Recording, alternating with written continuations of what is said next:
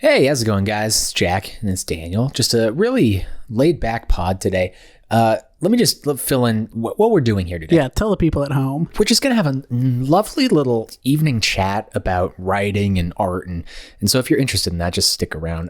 Earlier today, we recorded a 2-hour basically commentary track of a series that we did called Gerald Lee Page, the Man Behind the Monster. And we did that with Tyler earlier. And as we were finishing that, I realized this is going to take way too long to edit. It's not going to be able to go up in time. So then you and I were just like, yeah, let's just throw something else together. And then we started talking when we were at the dinner table, and I was like, hey, let's bake some cookies. Let's have some cookies and let's just chat about some stuff that we love. Because we were just talking about like writing and I don't know, it's just a subject that I'm always interested in talking about. We're here. We're gonna just shoot the shit. As they used to say. I don't know if I've done this on a pod before. So if I have asked this question before, stop me.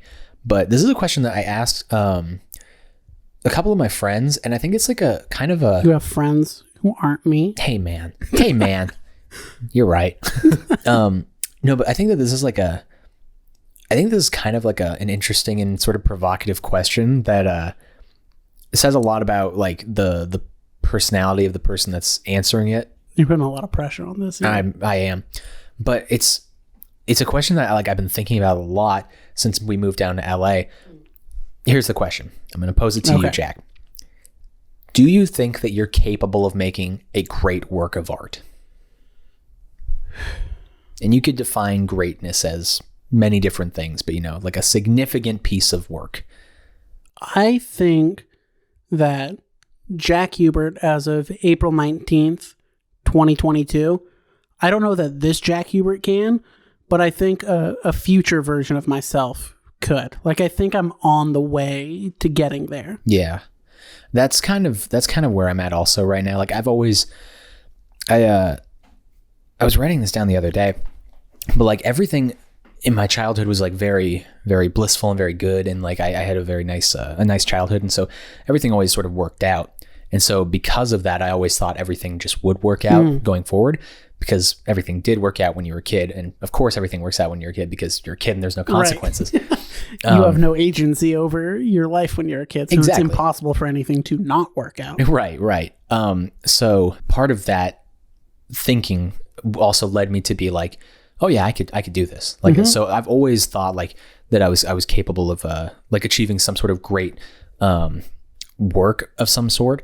And because I have that sort of in the back of my mind, I feel comfortable being on that path that you're sort of talking about. It's I know that I can get there. And so, and of course, this is all just delusion. It's all in my head. This is all fugazi. None of it's real. It's just how you think about yourself, I guess. But that sort of makes me comfortable in the fact that I haven't achieved it yet. The fact that I just feel like it's within my bones to be able to do it. Yeah. And I think, I'll liken it to this. As it's been well documented, I'm unemployed. Mm-hmm. I've been applying for lots of jobs. And a big thing with I would ideally like to get a job that's in, this industry that we're trying to work in. But a big thing is I look at my resume and I don't have any tangible experience in that field. And I just feel I know where I'm at right now. And I know that I'm probably behind where a lot of people who are applying for these jobs are. Mm-hmm. But I feel if someone would give me the opportunity, I can get there and exceed what they expect from someone in this type of level. Because I know who I am as a person and how hard I'm willing to work for the things that I want. Mm-hmm. So yeah, I think that's where I would liken it to. Yeah, that kind of just made me think about this also. I always wanted to make movies when I was a kid and tell stories and do stuff in media. And when I was a kid, it was sort of the idea of making The Dark Knight, because that's a fun thing. I love Batman. That would be just fun to do as a job. But then as you get older, you have different ideas of the kind of stuff you want to make. And it becomes less about not entirely, but it becomes less about oh, this is a fun thing and more of there are reasons that I want to achieve this, and and just like recently, like somebody stole the catalytic converter from under my car. I'll tell the full story in detail because I cut it out of a previous pod. Okay. I'll tell it in full detail on another pod. But like that just led me to like getting the car fixed, and then I took a little walk and I just went to a cafe and I was the only person there, and I just sat down and I was like writing on my phone and just like I was just reflecting on things and like I'm gonna go back up north and see my family in a month or so, and I'm making friends down here and just like, you know, like all sorts of stuff. We're doing stuff with nothing notable, and like all those like small little things are good little reminders of like what you're doing it for. Yeah. You know? And so I think the whole like tone of this pod is sort of like one of like sort of joy and like appreciation and grateful. Which is like a theme, honestly, whenever we have these more like chit chat pods talk about like our aspirations and stuff. Which I appreciate that I surround myself with people like you and like Tyler who are like very positive people about like what they think they can do in the world. Because like there's a lot of people out there that I know who are more like, I don't know, I don't think I can do this, but like maybe, I don't know. But like I always appreciate that like the people I'm closest to are like, yeah, I can definitely do this. Yeah. Speaking of Tyler, I want to shout out Tyler one time. He's not here. He's not here to defend himself. You know, Tyler's been down here for over a year now. And it's really nice to have a friend like that we're so close with, obviously, that has been here for a year, and like somebody to like point to like a North Star to be like, oh yeah, look at Tyler, like look at how well he's doing. Because he is basically a year ahead of us. Yeah. Not just in terms of like getting used to Los Angeles, but also like in terms of like getting out there, meeting people, making friends, establishing connections, you know, doing the art stuff, you know, like all of that. So like he's a year ahead of us, and I think it's such a awesome like resource to have, to just like have a cool friend, you know, like that's just a little bit ahead of us that we can sort of grab at the coattails of and just be like, Daddy, what do I do here? What's the blacklist, Daddy? yeah. How do I do that? But it's really nice to, because we were talking about this before the podcast, but like you were commenting that I am more confident than I was like 4 years ago, for example, which is definitely true. But it's nice to see like specifically with Tyler, like he's like fully coming into like his own person, and like that's what's really fun about, you know, being out here in LA also, is like we're so detached from our family that like that we're just like completely on our own, isolated, just a flower growing in the middle of nowhere, and it's like it could take whatever shape or form it wants. And so see, I don't know, just shout out to Tyler one time for that. Yeah, and I feel like I, in a sense, have been like a premature baby, like where like they come out of the womb, but they're not like ready to be a baby yet. Yeah. Because like I have been unemployed, which has led to me kind of just sitting around this dwelling that we have here. And because like you combine that with the fact that like I hate driving and it gives me lots of anxiety, that I've just like been in the home. But now like I finally feel like I've reached the stage where it's like, yeah, I was supposed to be born now. Yeah, like I'm finally like a healthy baby. They can send me home from the hospital now. Isn't that so interesting? Because like there are like little roadblocks throughout my life that are similar to that, where it's like I wasn't prepared to take the leap until I took the leap. Right. And it's weird to like, or it's hard to identify like what triggers that leap. Sometimes you can't even figure it out, like what it was that started it. You know what mine was, though? I will honestly say this. It was like a week ago where like I drove out and I had a meeting with someone, and I'm like, oh, this is something that like people do. Like actual like human people who aren't like, because I felt like I graduated college like a year and a half ago now, but like because of the pandemic and stuff, like my situation on the day I graduated college, I was literally the same exact thing the next day. Yeah. Because the day I graduated college, I went to work in the morning, and then I came home and I sat on my laptop and did class. And then the day after I graduated, I went to work in the morning and I came home and just did something else on my laptop that wasn't class. I watched like YouTube or something. It made it sound like for a second like I was saying I did something else on my laptop. It was not that thing. Yeah, I similarly, it's the last like few weeks, like having to go get my car fixed and like get my taxes done, and just like very simple like things that you just have to do as an adult. Yeah. But things that I had not done in the past because I had never lived on my own. It's just small little things like that. This will sound such a small thing, and like something like, okay, you small child, pat me on the head, please. But like when I went to go get my car fixed, like I just took a walk, and I was like, I'm just going to walk in by myself into a cafe where like no one else is. Like I would not have had the confidence or the strength of will to do that like 4 years ago. But sure enough, I did. And I had a wonderful time. I think something that's been amazing, and I think I've talked about this, so I won't talk about it too much. But since we came to LA, I've said yes to everything, everything. And it's been working out really well. And it's just like a general like attitude flip that is sort of triggering that next leap also, where it's like, okay, I'm just going to exude positivity out into the world. I'm not like an energy guy or anything, but like, you know, it is true that if like you give off a certain kind of energy, a lot of that energy does come back to you. So if you exude confidence and you exude like positivity, you're going to receive a lot of that. And that's like what I've been receiving so far. And so this is good, you know? Can I gas you up real quick? Sure, do it, dude. Yeah, because I've known you for a long time now. Yeah, many years. Many years. We've been good pals for a long time now. I feel like you're the version that like Dan in high school like always could be. And I don't know like how to articulate this correctly, but I feel like this person has always been inside of you. Like you're you're a very cool person now, and I feel like people are drawn to you. And I feel like Dan in high school was also like a cool person, but there was like a little bit of like, I almost want to say like mystery there, where like people like just didn't know you as much. Yeah. But now I think that like you open up to people more now. For sure.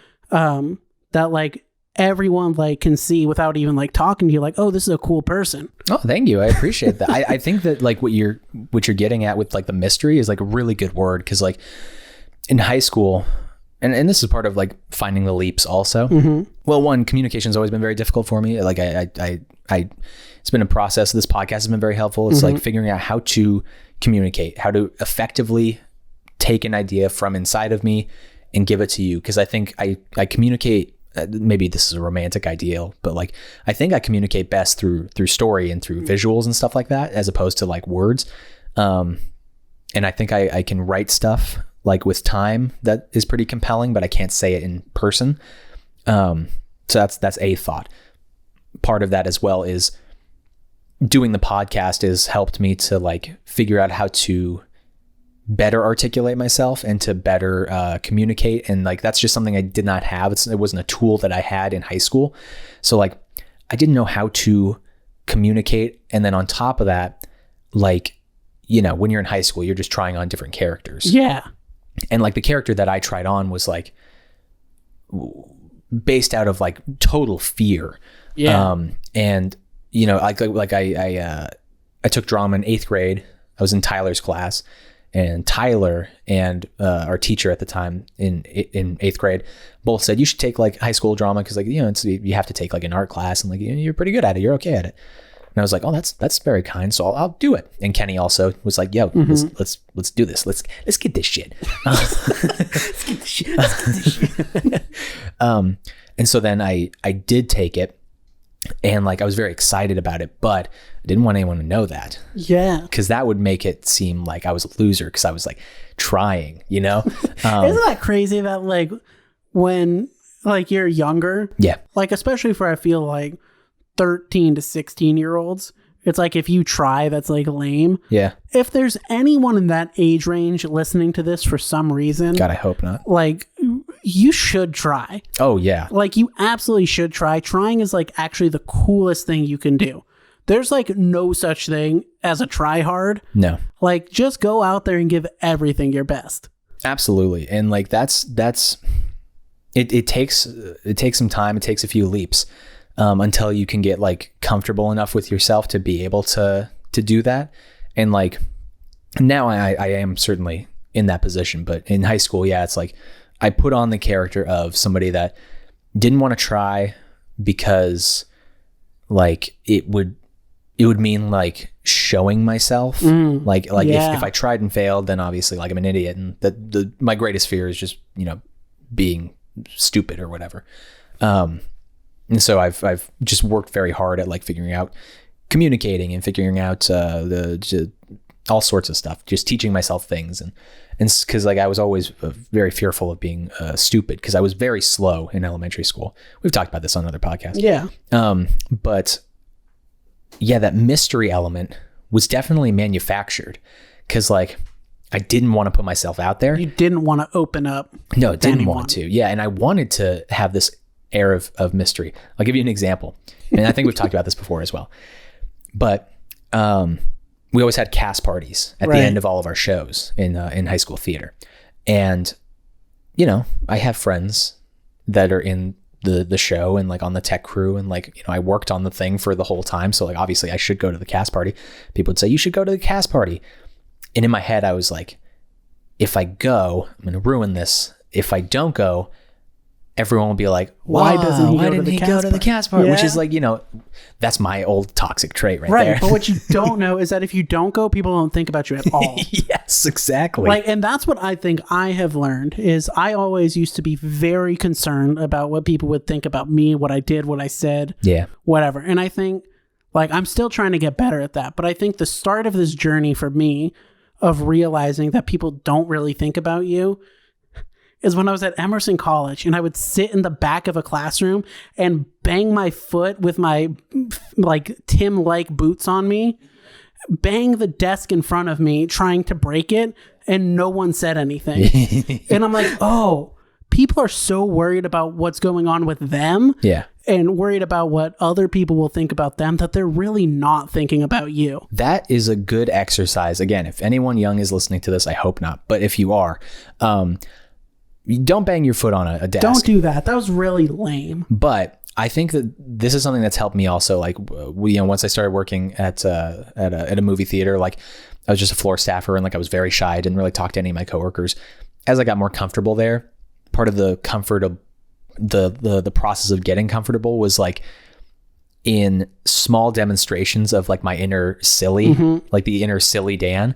And so part of that was like trying a bit and it not working, and then realizing it's okay. Like, you know, I put myself out there and like it wasn't funny, like who cares? And then actually like living in that and accepting it, and then that's part of what makes it funny to like not only you but to other people. So doing like some sort of public demonstration of like your inner weirdness is a really good way of figuring out like how to become more confident in your own skin. Because now all I do at work is just goof around and do bits. Yeah, and half of them are 75% of the things I do are not funny. But like, I know that they aren't really that funny, and like the person that I'm doing the bit with knows that it's also not that funny. And in that we have fun. Don't do like aggressively weird things though. No. Like don't do like the Joss Whedon thing where like someone's sitting and you're like lowering their chair and stuff. Like, don't do anything. Yeah. Don't impose it onto other people, but rather like just dance in public and see, and like don't do it in like a forced way, because everybody knows the kid that like tries to be weird and tries to be like strange. Don't do that, obviously. Don't make that your personality. No, but like if you genuinely feel like in high school, if something was funny in class, like I would try not to laugh, because like I didn't want to I wouldn't want people to hear me or see me like laugh. One, because I've always had sort of bad teeth, so I always am self-conscious when I smile. But like two, I don't know, it's just another way of people seeing like me as like who I truly am. Because when you laugh, that's pure, like that's who you are. So yeah, if you feel like laughing at a joke, like really laugh at it, like, and do it not with like a performative laugh, but like with your real laugh. Yeah. And like if you feel like dancing or something, if you feel like doing like a silly little thing because you just got an A on a paper or something, like do that. Dance in the hallway. Like who cares? Just get comfortable with yourself, because like the sooner you're able to do that, the sooner you'll be able to like take over the world. Right. I think like a lesson that, this is going to sound super weird, but like a lesson that I have learned, and I think more people need to learn, is it's like okay to be happy and like let the world know that you're happy. Yeah. Yeah, I don't know like how to elaborate on that at all, but just like you say that and it pops into my mind. Like when you said like do a little dance if you get an A on a test, like that's fine. I'm like, it's okay for people to know that like you like what happened. Right. It is good to be happy, and like and nobody's gonna like, because I mean something that we constantly talk about is like cynicism, nihilism, sincerity, all these different like competing like sort of moral philosophies about how the world works and stuff. Like there is such little value in being nihilistic.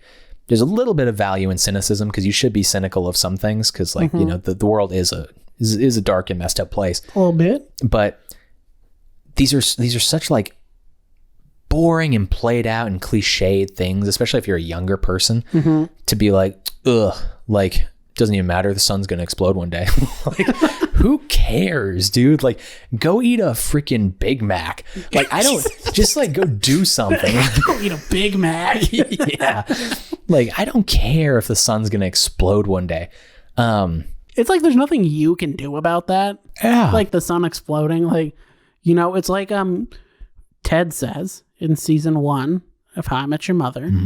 He's like, you could either like, if you know your leg's getting amputated tomorrow, you could either like sit around and be sad about it, or like you could go out and do like awesome leg kicks and stuff while you still have a leg. It's a good line. Yeah. I think if you are a deeply cynical person or a nihilistic person, I just don't think you're being honest like with yourself about who you are. Because like in high school, like that mysterious person that I was that wouldn't open up, that was a cynical sort of nihilistic you know, like weird person, and that wasn't like a real character, right? Like that wasn't who like I actually am. I think like cynicism and nihilism are just like masks and capes, you know, like they're just hiding like what is actually like underneath.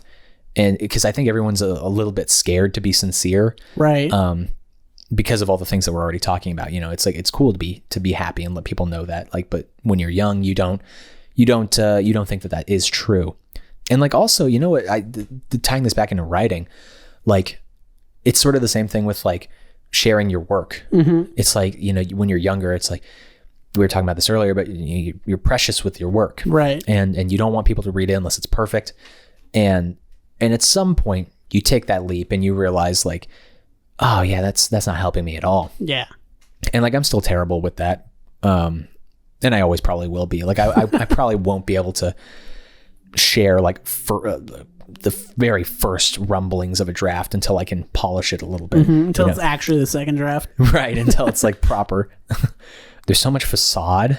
Right. That goes into like how you publicly portray yourself, but also how you work like as like a writer or an artist or whatever, that is so deeply unnecessary. Yeah. Because I feel like especially when like you're a younger person and like we're still babies. Yeah. You know, like little tiny ones. I don't want to sit here and be like, yeah, we're, 24 years old. We got the world fucking figured out right now. Because that's not true. We'll probably look back in another 5 years and be like, oh, we knew like very little. So yeah, nihilism is actually sick, bro. Yeah. The world is over. The sun is exploding. The sun's on fire. More. But I feel like, because like young people are so insecure. Yeah. Like, especially like as a young writer, you're like, I don't want people to read this because they'll think that's what I actually think about the world. Even if it is what I actually think about the world, I don't want them to know that's what I actually think, because they'll judge me then for that. And furthermore, taking it to like a more personal level also, it's like, if I show you this thing I'm working on, you will think that this is the best I can do. Right. Because it's the thing I'm now showing you. This just happened to me the other day. I was, I work at a movie theater, and at the movie theater, we have a restaurant and bar. So they were just recently training me to work in the restaurant. I was cooking with one of the regular cooks there. His name's Andy. He's a very nice guy. And he's a filmmaker as well. He's like wants to go into filmmaking. Like he loves music videos, and like we were having just a wonderful chat. And one of those kind of conversations that's just like no ego. It's just, we're just like, what have you done? Here's what I've done. Like, what do you do? Here's what I do. And it was just like very encouraging, just one of those conversations that like makes you feel good about like being in a community of artists. And then he was like, hey, can I show you something? I was like, absolutely. So he showed me a music video. It was very good. It was very good. And then he was like, hey, can I see something of yours? And I was like, absolutely. And then the quandary of going down like the list of things that I've made. And this is also the same reason I have never published my website, which I still own the domain. You have a website? It's not published. Yeah. Oh. It's still in progress. But the quandary of being like, which one do I show him? Like, what if I could only show one thing? What is the thing that like would demonstrate my talents as an artist, like who I am, what I represent, what I want to do in the future? That's like it's so tough. So I was like, I have no idea what to show this guy. I ended up showing him the music video I did for Ian and Noah, the new Start music video, just because I was like, yeah, this is fun. That sort of idea of like if I show this to you, it means that this is what I am. That's again, that's just something that you have to like let go of. Yeah. And like, these are all the small little things that like, you know, we're learning in this process of living out here in Los Angeles. And like, what I'm amazed by is the level of personal growth for myself. I think I'll safely say it's the same for you as well.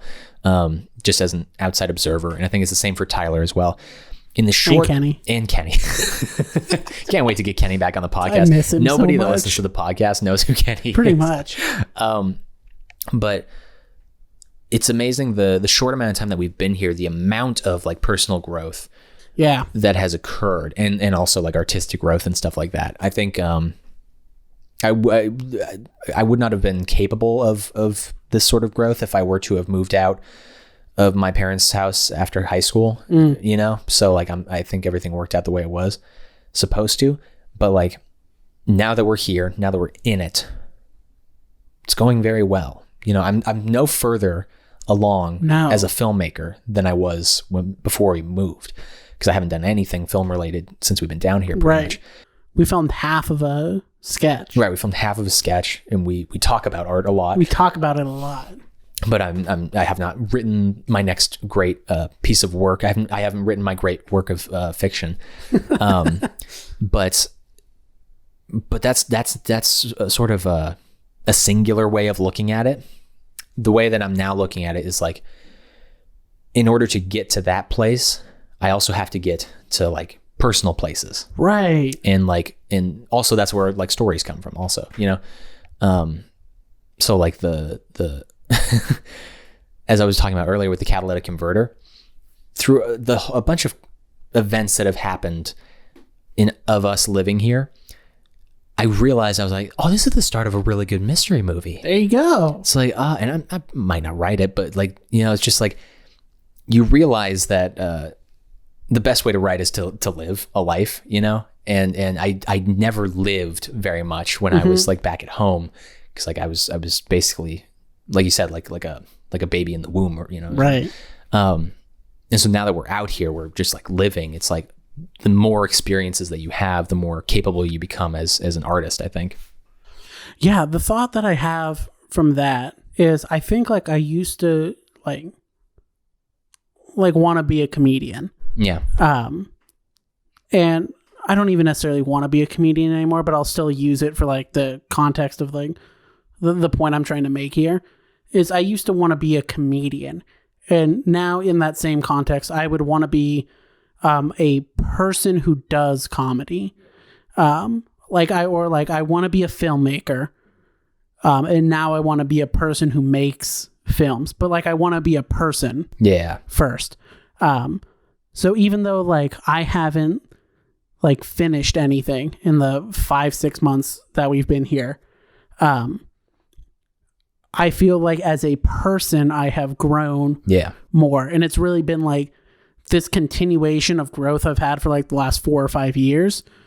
Because I look back at like 2015, 2016 Jack, and I don't really like that guy much anymore. Yeah. I'm like, that guy was annoying, and like, I don't know why anyone was around him. Real motherfucker. But like, I like the person I am now a whole lot more. And I think you just have to like grow as a person before you can grow as whatever artist you want to be. Because also, like we were talking about earlier, like you said, like this current Jack can't write the next great piece of work. Yeah. Yeah, like you said, you have to get there as the person first in order to then get to that place where that person can then write the thing. I think that's helped me a lot with like writer's block also. Yeah. Like if you're stuck and like really, really stuck, not just like you're on page 60 and you can't figure out page 61, but like you really don't have an idea, you should go out and try to like work yourself as like a person, and then try to come back to it. Cause like who you are right now is stuck. And that's why you're probably stuck as like a writer or a painter or whatever you are. So like I was stuck like through all of the quarantine. It's like I had no idea what to write about. And like I was able to like collect my thoughts pretty well and like figure out like the kind of stuff I wanted to talk about, but like nothing concrete. Now that I'm like figuring out myself as a person, it's like, oh, now ideas are coming. Yeah. Cause it's like, you know, you're oiling the gears, you know, and now the gears are actually turning. So many young people like have this idea about becoming a writer, and like they isolate themselves and they think that that's writing. But like, you know, Hemingway was able to isolate himself because he lived a big life. Yeah. And then he went away into a cabin and thought about his big life. Right. And then condensed that into a book. So you have to live, and you have to go out there and live, and then you retire to the cabin and you learn life lessons, and then you write about those lessons. Right. Because if you're just writing from a place of isolation, you're writing then what other people know as opposed to like what you know, or rather what you're writing what you think other people know. But those other people know that what you think they know isn't what they actually know, because they went out and lived the lessons. Hell yeah, dude.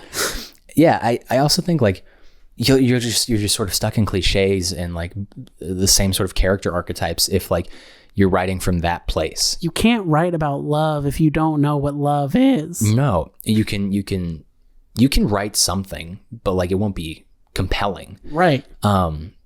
Similarly, like, you know, when I was younger, like in that sort of mysterious, isolated position, like most of my like characters were dark and brooding and like very cliched and uninteresting, and just like characters that like, now that I think about it, it's like, I wouldn't want to watch a 2-hour movie about this guy. No. It's like, this is an uninteresting person because like I was an uninteresting person when I was writing it. Like I sit at home and I play Madden and yeah. I mean, listen, we can wrap this up shortly here. My recommendation, number 1, is if you live in the Los Angeles area, go to Playa Provisions. Great place. I love the fish tacos there. I've been thinking about them a lot. My recommendation number 2, just for life in general, you could live anywhere, and this could apply to you. Maybe not some places I have different cultures, but if people don't like you, it's okay. Yeah. Like if someone doesn't like you, like as a person, as a friend, in like a romantic sense, it probably means that you shouldn't have them in your life. Because why would you want to surround yourself with people who don't like you? Yeah. It doesn't necessarily tie into anything, but this is kind of just a podcast about life. And that's life. And that is life. This is good. This was a nice little conversation. Yeah. Made cookies. Hopefully the cookies are good. I think, as we tend to do, like, you know, checkpoints, a big part of like getting to this checkpoint was like going out more, and like, right. I feel like I did. So I feel pretty. I swear to fucking God, I'm going to be employed at the next checkpoint. Hell yeah, dude. I swear to God. If not, I'm going to be killed by myself. Oh no. I'm going to kill myself. Call an ambulance. Dan's going to have to pay for all the rent one way or another. Oh no. Either I'm going to have no money. Yeah. For the next one, you'll be employed. I think I'll set my next checkpoint or my next like marker as finishing. We'll say finishing something. Yeah, anything. Yeah, because we've started stuff and like we keep talking about stuff and, right, and all that. I'd like to just a simple goal of completing something. There you go. That'll be my very simple goal, and I think it's achievable. Wow. Incredible work today. My heart's racing. He's Jack Hubert. I'm Jack Hubert. I'm Daniel Elmore. He's Daniel Elmore. And this has been the Nothing Notable podcast. Wow. Thank you for listening. Hopefully you're enjoying our little like life update videos. I think they're like slightly instructive for people that might want to be going into this industry, because like, you know, it's just always nice to hear perspectives of people who are just starting out, I think, you know, because it'll give you a good idea of like what to do and what not to do. Yeah, if there's like one person out there who appreciates it, that's good for me. Yeah, hell yeah. All right. Once again, thank you very much for listening. We'll see you next time.